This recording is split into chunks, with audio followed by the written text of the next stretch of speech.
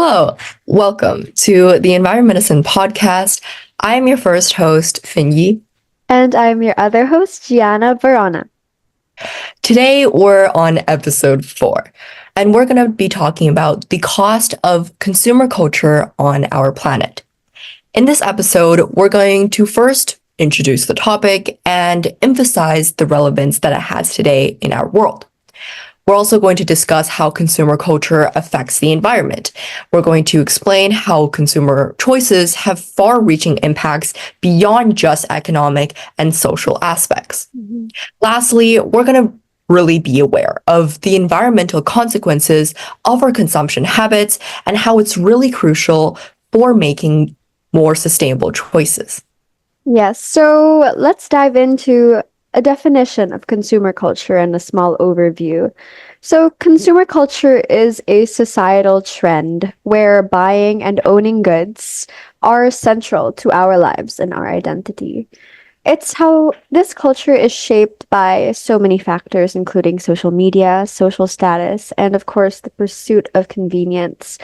This consumer culture often equates personal happiness and success with accumulation of material goods. Next, we can also look at drivers of consumer culture. There's 3 main things. First of all is advertising. And advertising plays a significant role in promoting consumerism by creating the desire for new products and trends. We've all seen advertisements, whether that's online, on billboards, or wherever else. That's pretty much the purpose of advertising. Second is social status, as owning certain products is often linked to social prestige, which drives people to consume more. It's very common for people to want to own things that are more expensive, associated with higher social status, which only equates to more consumerism. Lastly is convenience, because the modern lifestyle values convenience, and this leads to increased consumption of disposable and single-use products, in which prioritizing the conveniency and efficiency, prioritizing convenience over anything else. And yeah, and to add to that, there are numerous environmental consequences to consumer culture. Consumer culture leads to pollution, depletion, resource depletion, and waste generation, and contributes heavily to climate change. And these consequences are often interconnected with each other.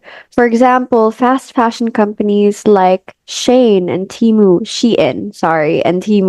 often mass produce clothing at a very fast rate and encourages consumers to buy clothing and products by the bulk. So this promotes a consumer culture that will that's just buy, and everything that isn't bought will end up in landfills or will be thrown away. And these landfills are often torched or well they well or they clog up rivers, and so this really leads to waste pollution and climate change, and these impacts are really bad and interconnected with one another. Mm-hmm. And furthering on what Gianna was talking about, let's look at those specific aspects on how consumer culture impacts the environment. Beginning with resource depletion. When there's a high demand for resources, in which the constant demand for new products, new technologies, and other such leads to the extensive extraction, which includes deforestation and drilling, which is incredibly upsetting, of natural resources. And so this includes things like minerals for electronics, fossil fuels for energy and plastics, as well as timber for things like paper and furniture. And so looking at those examples specifically, for fossil fuels, the extraction of oil, coal, and natural gas for energy and transportation not only depletes resources, but it also significantly contributes to things like pollution, global warming, and climate change. And there's also timber, which the impact of deforestation on things like biodiversity and also indigenous communities is incredibly hurtful. Yes, and Not to mention waste generation. So, consumer culture leads to large amounts of wastes, like I mentioned earlier. With the rise of single use products, fast fashion, and electronics, most of this waste ends up in landfills where it can take hundreds of years to decompose. Single use plastics, like for example, you can find these single use plastics in the packaging of these fast fashion materials or in sachets or, yeah, mostly packaging. So these are single use but it's single use, but it can persist in our environment for centuries. And plastic pollution affects not only us humans here on land, but it also affects marine life, ecosystems, and it affects us through our ingestion of microplastics. And lastly, there's also electronic waste to think about. Toxic materials in e-waste, like lead and mercury, can leach into the environment if not carefully or properly disposed of. So now let's get into the case studies of consumer culture. All right, let's talk fast fashion. Everyone loves getting those trendy clothes at a steal. But have you ever thought about where those clothes might end up? Mhm. Exactly. The fast fashion industry is a major player in creating a mountain of textile waste. And when we say mountain, we mean it. 92 million tons of textile waste are generated every year globally. And most of this waste ends up in landfills or gets burned, which is terrible for the environment. Take the US, for example. They tossed out over 11 million tons of textiles in 2018, and only a tiny fraction of that was actually recycled. Yeah, and it's not just about the waste. Fast fashion also wreaks havoc on water sources. Think about the Citarum River in Indonesia. It's one of the most polluted rivers in the world. And a big chunk of that pollution comes from textile factories dumping wastewater full of chemicals. That's right. Textile dyeing is actually the second largest polluter of clean water globally. And it's not just Indonesia. In China, the Yangtze River has been suffering for years. Toxic substances like cadmium and mercury are found in the water, all thanks to the textile industry.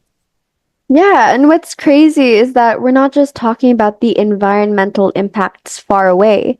In Ghana, the Katamanto market in Accra is swamped with secondhand clothes.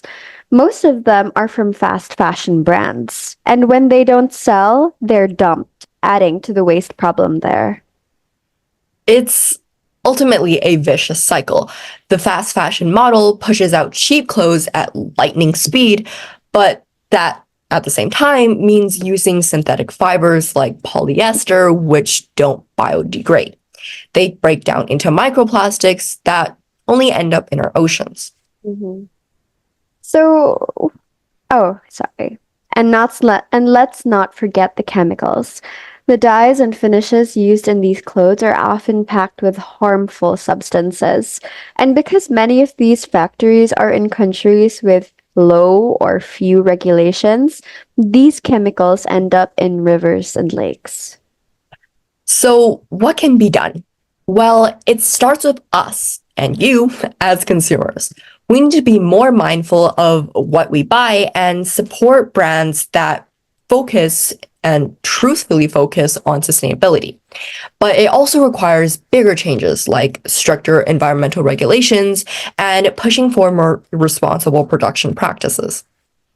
Yes, exactly. It's about creating a balance where fashion can still be fun and expressive, but without trashing the planet in the process. I definitely agree. And let's keep talking about that on solutions and sustainable practices. Beginning with something we've definitely all heard of: reduce, reuse, and recycle. And let's go through all three on what they mean and what we can take from it.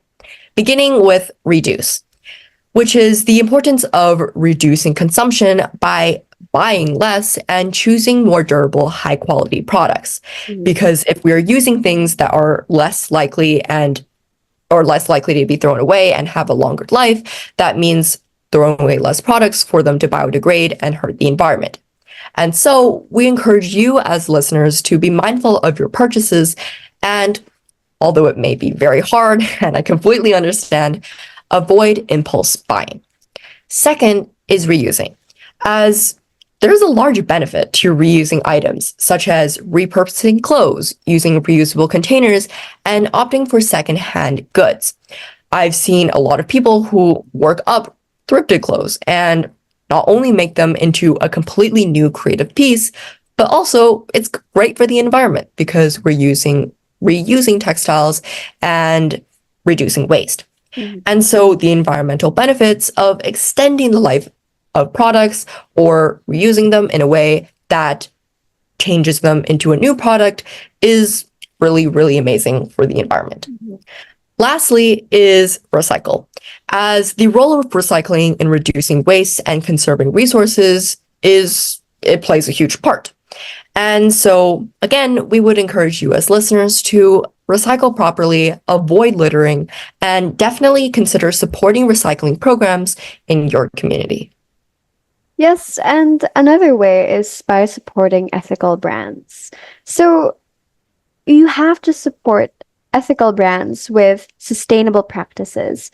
So like companies that promote sustainability, like companies that use eco-friendly materials that minimize waste and minimize their carbon footprint. And some certifications that can help you as a consumer identify these sustainable brands are things like fair trade or B Corp, or of course you can do your own research on the brand and so you can choose as a consumer what kind of brand that you are patronizing. And next we should always support countries with fair labor practices. It's so important that we support brands that ensure fair wages and safe working conditions for their employees. Because us as consumers, we have the ability to influence companies to adopt more ethical practices. Yeah, that's absolutely amazing. This just about wraps up our episode. In this episode, the very fourth one, we have talked about consumerism and the way it impacts our environment and the changes it has on our world. We've talked about things like resource depletion as well as waste generation and how that significantly contributes to many problems regarding the environment that we have today. And another takeaway is that, again, we encourage you as listeners, as consumers, to reflect on your consumption habits and definitely consider adopting more sustainable practices on lookout for the better of the environment. Yes. So to end, we would love for you, our beloved listeners, to share your thoughts, ask questions, and of course, suggest topics for future episodes. You can always comment on our comment section on our YouTube, or of course, leave a question or a comment on the comment section of our Spotify. And thank you so much for listening. And stay tuned for the next episode of the Environ Medicine podcast. Again, I am your host, Gianna Varana. I am your host as well, Fin Yi. So stay tuned for the next podcast episode of the Environ Medicine podcast. Bye. Bye.